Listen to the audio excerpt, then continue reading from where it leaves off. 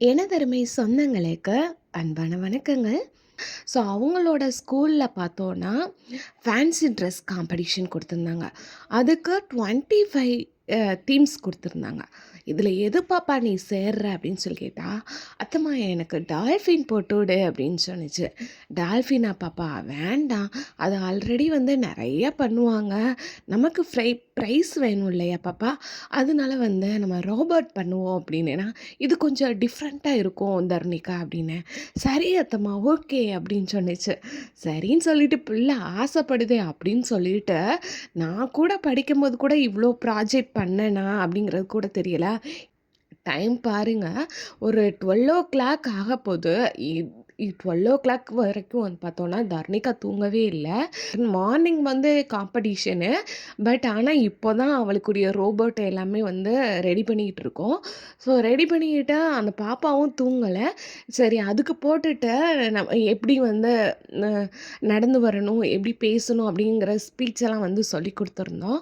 பாப்பா நீ கரெக்டாக பண்ணணும், நீ தான் ஃபஸ்ட் ப்ரைஸ் வாங்கணும், அந்த மாதிரிலாம் சொல்லி தான் ட்ரெயின் அப் பண்ணிக்கிட்டு இருந்தோம். மிட் நைட்டில் அதுவும் பாப்பா தூங்கவே இல்லை. சரி அத்தம்மா சரி அத்தம்மா சரி அத்தம்மா அப்படி இப்படின்னு சொல்லிக்கிட்டே இருந்தது. அந்த ரோபோட்டில் எல்லாமே பண்ணிட்டோம்.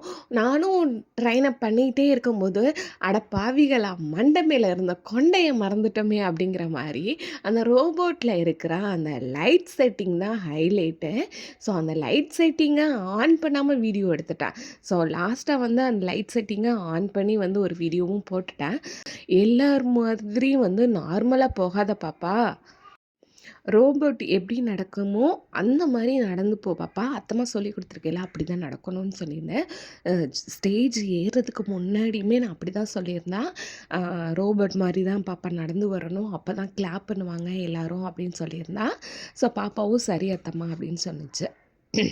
ஒரு வழியாக ஸ்டேஜ் ஏறி பாப்பா பேசி முடிச்சிருச்சு. பட் எதிர்பார்த்ததை விட ஓகே தான் அப்படின்னு சொல்லலாம். நான் கேட்டது ரோபோட் மாதிரி நடக்கணும்.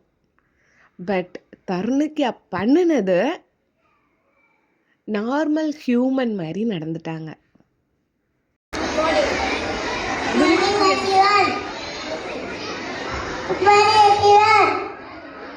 My name is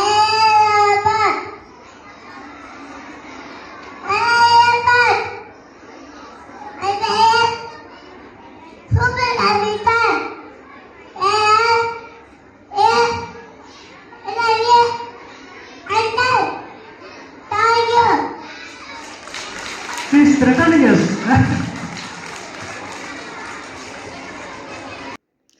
ஓவரால் பார்க்கும்போது தர்ணிகா வந்து ஃபஸ்ட் டைம் வந்து stage program is very good amazing தான் சொல்லலாம். ஸோ கீப் இட் அப் பாப்பா.